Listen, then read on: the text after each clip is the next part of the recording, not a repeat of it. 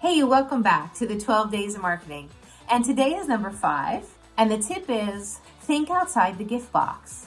What do I mean by that? Well, as a business owner, you're selling something.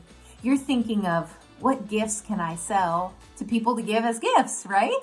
But how about what kind of product do you have that could help them with something else during the holiday season?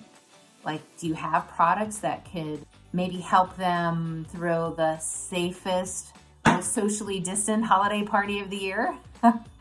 Or maybe you're a service business, right?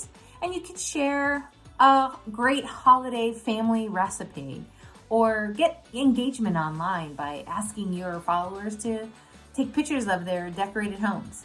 So how can you help others really get into that seasonal mood? You can do it by just, like I said, getting outside the gift box. So thanks for joining today. Make sure you tune in for tomorrow's tip, and merry marketing.